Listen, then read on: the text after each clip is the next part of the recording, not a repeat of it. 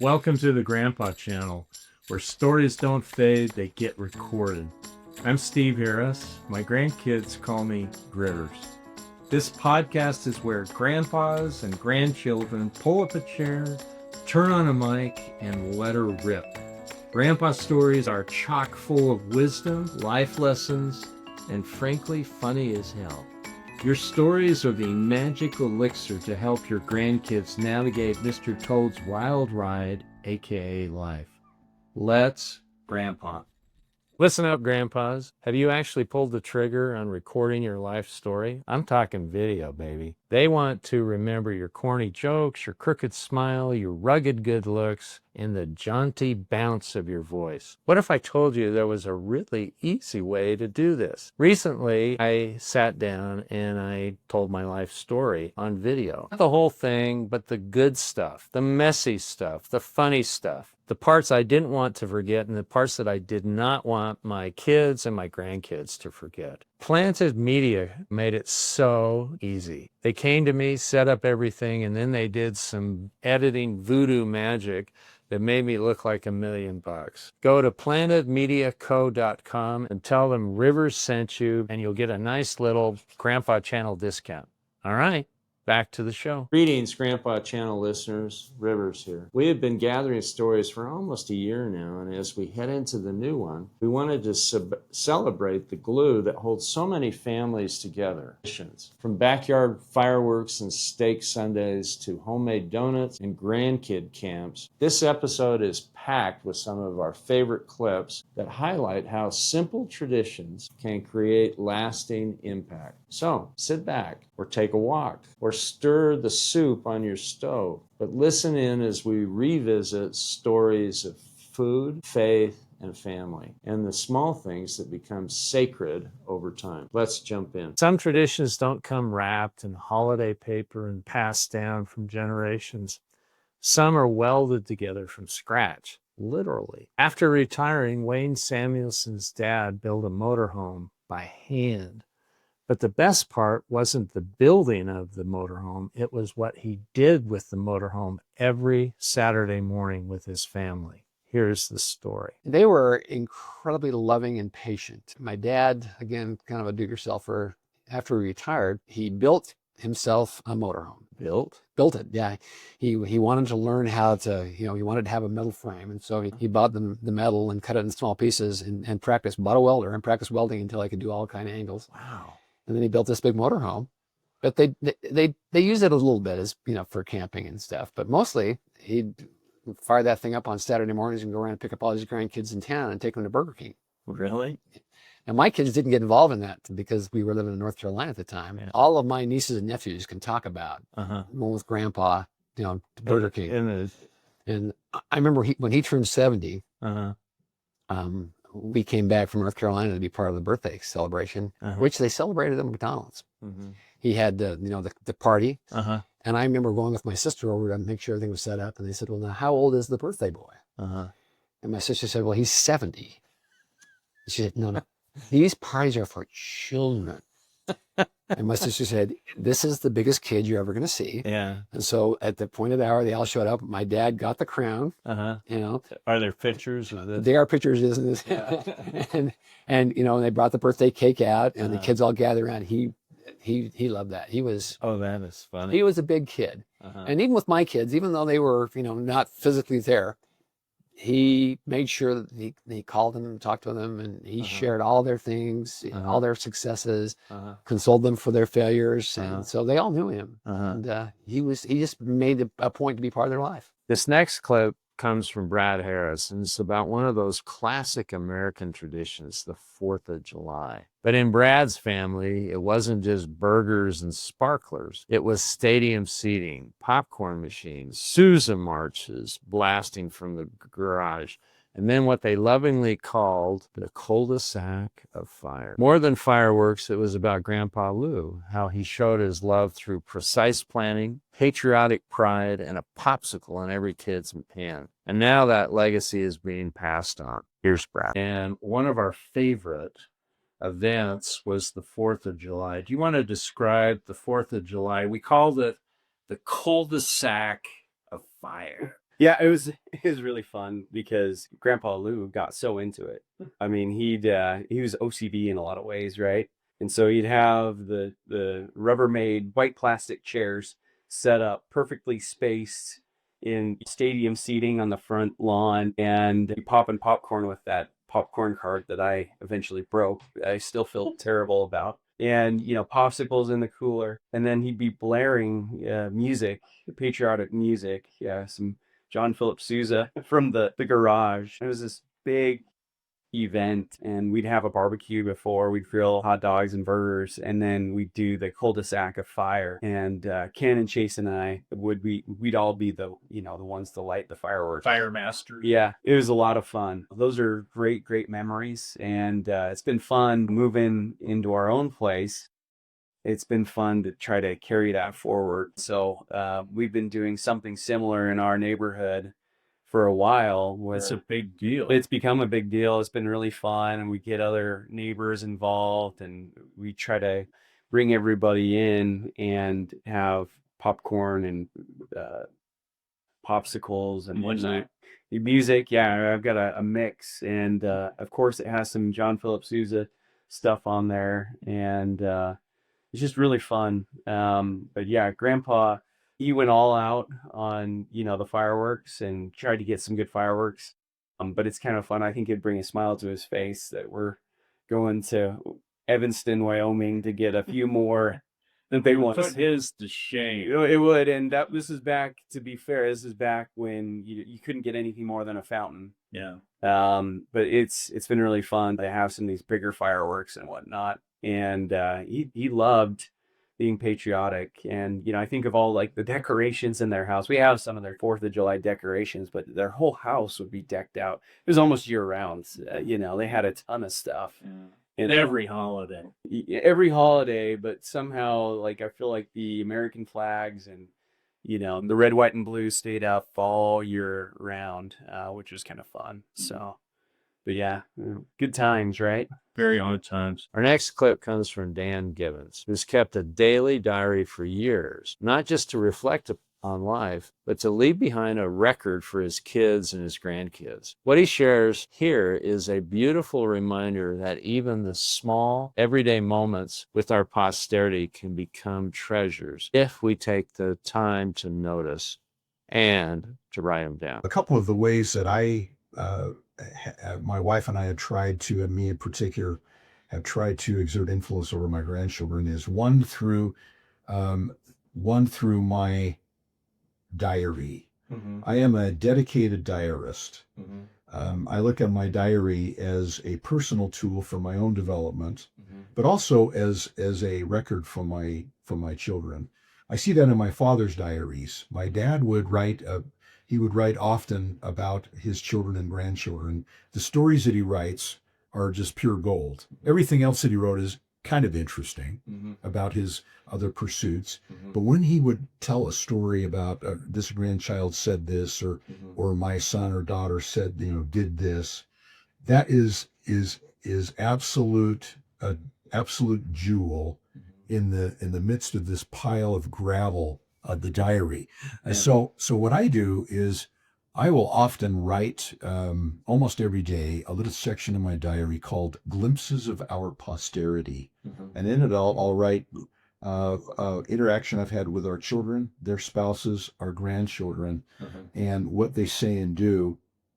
And then often I learned this from my dad's diaries. My dad would often write something about one of us, one of his posterity, mm-hmm. and then he would write like a personal note to us and say, I love you, or you're going to have a great life, or whatever. Mm-hmm. But do that in my diary too. I'll just say to my grandson James, you got this. You're gonna mm-hmm. succeed in this way.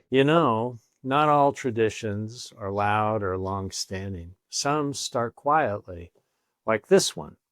Steve Newton's dad began late in life with a canvas and a few tubes of oil paint. Every Thanksgiving, he'd invite the grandkids over for a sleepover, and what happened next became one of their most treasured memories. Here's that story. You mentioned to me, is it you or was it your father did on Thanksgiving Day, brought in people for painting and art. Yes, that was my dad. And so tell us about, well, every Thanksgiving, they'd gather up all of the family that could come. And that Thanksgiving Eve, there was a sleepover. And the sleepover was all the grandkids. He would prepare a canvas for everybody and real oil paints. And they would do oil painting on this Thanksgiving sleepover. Is that a great memory for your kids? Oh, absolutely. Yeah, absolutely. They loved it. Everybody loved it. All the grandkids loved it. They had a great time. They came back a little baby oil painting from the next day. God, he's going to say, how old was he when he took it up? Probably 80. But he took up oil painting, and he did a lot of painting and a lot of paintings. And so, he did paintings he did 2 portraits of my grandparents, his parents, that were incredibly good. I treasure those. We have those. Wow. And a portrait is a very hard thing to do. You can always do a landscape or people that you don't recognize. But if it's a portrait, it's actually looks like the people that you're painting, and they're just incredible. Some traditions are loud and celebratory, and others are quiet but deeply powerful.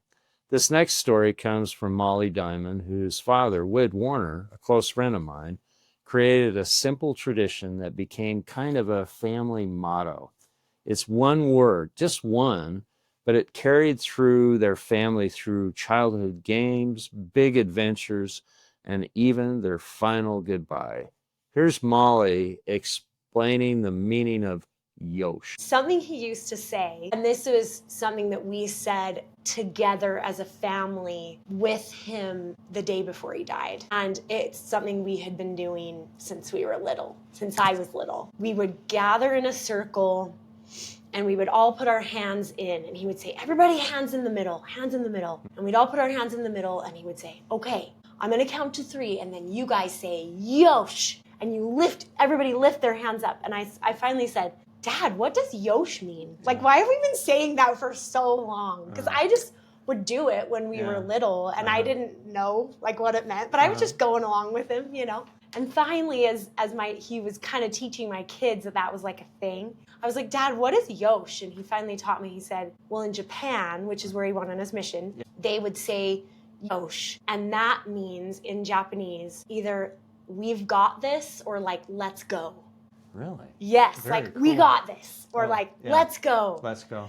And my dad loved, it was kind of like we would be ready to embark on a trip or ready to like make a plan or play a big game of like fox and geese in the backyard or something like that. And Let's go. he would say, all right, Yosh. Everybody put your hands in and Yosh. And we Yoshed over his coffin. Did you really? We did. It was so special. Some traditions are loud and celebratory, and others are quiet but deeply powerful. This next story comes from Molly Diamond, whose father, Wid Warner, a close friend of mine, created a simple tradition that became kind of a family motto. It's one word, just one, but it carried through their family through childhood games, big adventures, and even their final goodbye. Here's Molly explaining the meaning of Yosh. Something he used to say, and this was something that we said together as a family with him the day before he died. And it's something we had been doing since we were little, since I was little. We would gather in a circle and we would all put our hands in, and he would say, everybody hands in the middle, hands in the middle. And we'd all put our hands in the middle, and he would say, okay, I'm gonna count to 3, and then you guys say, Yosh. And everybody lift their hands up. And I finally said, Dad, what does Yosh mean? Like, why have we been saying that for so long? Because I just would do it when we were little, and I didn't know like what it meant, but I was just going along with him, And finally, as he was kind of teaching my kids that was like a thing, I was like, Dad, what is Yosh? And he finally taught me. He said, well, in Japan, which is where he went on his mission, they would say Yosh. And that means in Japanese, either we've got this or like, let's go. Really? Yes, Very like, we cool. got this, or Oh, like, yeah. let's go. Let's go. And Yeah. my dad loved, it was kind of like we would be ready to embark on a trip, Yeah. or ready to like make a plan, or play a big game of like fox and geese in the backyard or something like that. And Let's go. he would say, all right, Yosh. everybody put your hands in and yosh. And we yoshed over his coffin. Did you really? We did. It was so special. Up next, you're going to hear from Steve Grigg, a friend of the Grandpa Channel, with a tradition which is both heartwarming and honestly pretty iconic. Steve's dad, Nephi Grigg, was none other than the inventor of the tater tot, orata, a guilty pleasure of millions of people, including yours truly, and also Napoleon Dynamite. But with that legacy came not just potatoes, but family gatherings of epic proportions. In this clip, Steve shares memories of the Grigg family reunions in Park City, steak dinners, multi-generational bonding, and a rare glimpse what it looks like when a family legacy is built around connection, not just success. This one will make you want to run to the closest greasy spoon and rustle up some crunchy tots and a nice juicy steak. When I was in my formative years, we would have Grigg family reunions. And so this would be in the 80s. We'd go to Park City and each family would get a condo. He would, and every night we would get together and we would perform. Really? Very cool. We'd get together, and if we were just eating ice cream, that's fine. He would usually cook dinner. He was a great man for, that's where I got my love of steak, beef. He was always cooking, grilling steak. And one night we'd have steak sandwiches. Another night there would be big steaks. So for about a week, we ate like kings. Carnivores.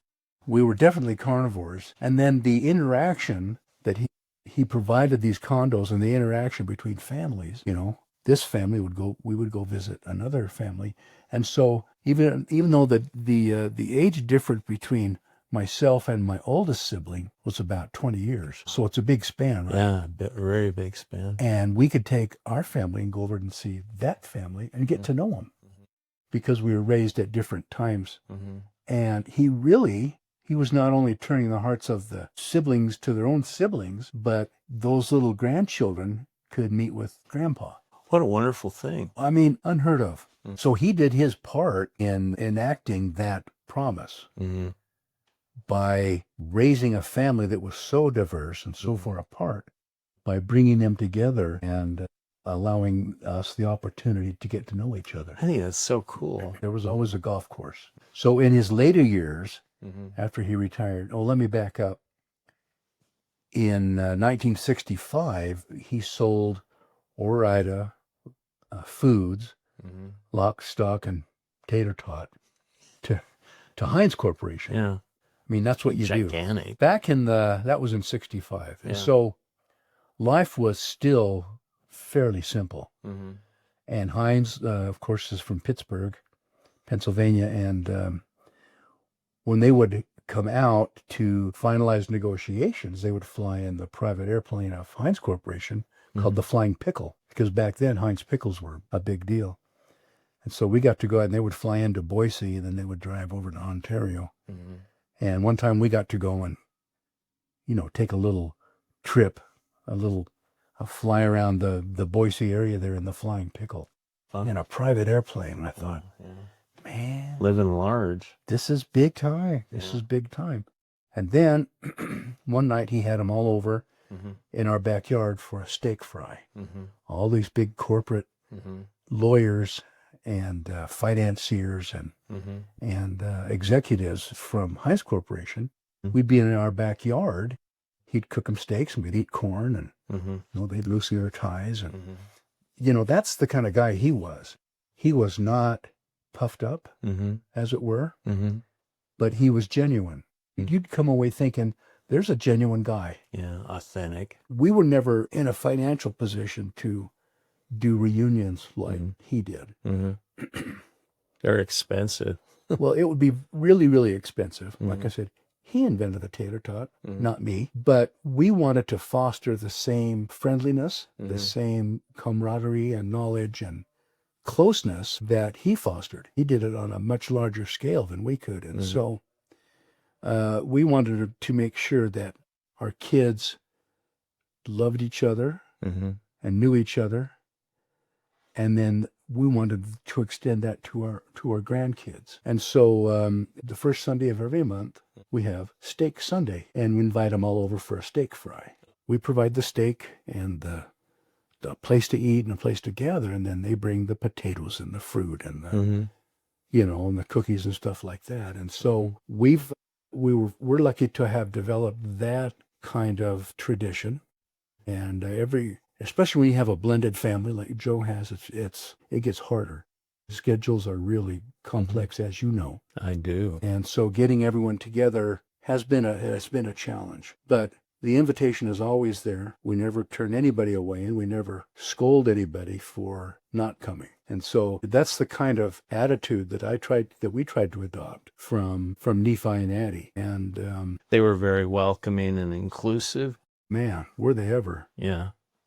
So with Nephi having a large family, people would come to town and visit, and they always could stay at Nephi and Addie's. Some traditions are about food, others about fun, but the best ones, the ones that really stick, they often carry a little extra meaning. In this next clip, Leanne Mead shares a tradition she and her husband Garner created with their grandkids called Gramp Camp.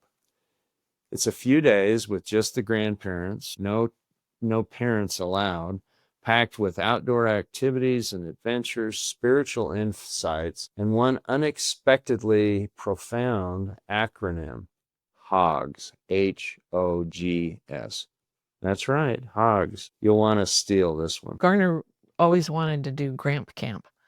Once the grandkids got old enough, he wanted to start doing Gramp Camp.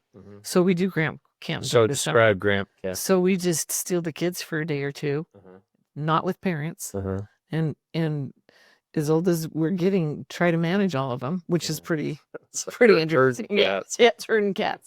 So we'll have Gramp Camp, and we'll pick a theme, and we'll create activities and you know, teaching moments. We've done it at our place. We've also done it up at a family cabin up in Mill Creek, where we'll go up there and just, you know, no phones, so they can't get on their cell phones, and we'll hike, or we'll do s'mores and roast hot dogs and just have fun, and then try to incorporate some gospel principles into it with activities, so that they can, again, kind of a mnemonics thing where we had an activity. So like a couple of years ago, we did hogs. And everybody goes, Hogs? Hogs, yeah. Okay. And hand of God. Looking to see the hand of God in your life. Oh, I like that. Yeah, and it was, I really like that. it was so cool. Yeah, And especially it's a great gift to develop as a person, especially a teenager. yes, You know, just right. looking to recognize. Looking to recognize the hand of God in your life, and how do you see the hand of God? And so it was. Did you guys share some stories about? We shared stories. Yeah. We shared stories. We had them share stories. Right. And now every once in a while, I'll get a text from one of the older ones going, "Grandma, do you want to hear about my hog today?" Oh. And it's Yes. yes, I want to hear about your hog today. Yeah. So that's been kind of I love that. yes. It was. That's who came up with that idea. Will you give it was it your idea or was it Garner? Well, I would love to take credit for it, but I can't. Garner kept saying, as soon as grandkids are old enough, because, you know, we don't want to take them in diapers, and you got to have, so Yeah. we started about 3 or 4 years ago, 3 or 4. I like Anything. Yes, at first. fantastic. Yeah, it was really, really a fun thing to do. And Garner was the spirit. He was the spearhead on that, and he just really wanted to do it. And we talked together and kind of create what we want to do. And, you know, I always come up with the weird, you know, things, and he comes up with the spiritual thing. Like You're a counterpoint, right? yeah, so Counterweight. I found these really cute stuffed hogs Yeah. and decorated them, put name tags on them all, and, you know, gave them to all the kids. Actually, that's a great thing. It was really fun. So yeah, so we end up being a good balance. We might steal that idea. Seal it. I just think that, you know, the ability to see the hand of God in your life means that you're humble, I mean, you could say, well, I could explain that away. Right. No, but That's what my dad would do with science. yeah. Yeah, he would explain everything away, that anything that was spiritual that we shared with him, he'd explain it away. But you're right, to have the gift to recognize where it's coming from Exactly. and how he's aware of each one of us individually. When it comes to family traditions, especially the ones that stick, it's pretty simple. They need to be delicious and made in a cast iron skillet. Up next, you're going to hear from my friend Dennis Bledsoe. We are in a friendly competition for who has the most grandkids. Spoiler alert, I'm getting skunked. Dennis just might have. Okay. Dennis just might have the world's most stellar breakfast tradition. In his family, he is legendary for one thing: Mountain Man breakfast. I'm starting to salivate as I think about this. Eggs, potatoes, sausage, fried taco shells. This is a recipe that could be a secret weapon that you'll want to use with your own grandkids. Here's Dennis. This is my real superpower with my grandchildren. I make this killer, it's called Mountain Man breakfast. Most, if you're scouting what it is, it's eggs and potatoes. You put steak in there and sausage, whatever, the meats. Right? But on Christmas, we actually kind of serve it as tacos. Really? And we have to fry the taco shells. Yeah. And then we make these, like the little Pillsbury muffins, and we make their biscuits, and we just make a little hole in them, fry them in grease. They, turn into donuts and then roll them in sugar. And that is my own world famous in my family. So do all the grandkids? Oh, everybody goes crazy. Yeah. Oh, man. Yeah. And Mountain Man breakfast? Mountain Man breakfast tacos. So maybe they're kind of considered almost like a waveless French toast, put a little cheese and salt on it. And then, because we make really cool plates of these little biscuit donut things. And those are, so we were there, they're not going to be here for Christmas, but we may have a Thanksgiving breakfast somewhere and do that. You're going to have a group for Thanksgiving. And do that. But that's my, your super plan. Yeah, I love to make goodies and, and all that stuff. So feed them. My theory with boys especially is you feed them and make them laugh, and you're pretty good go.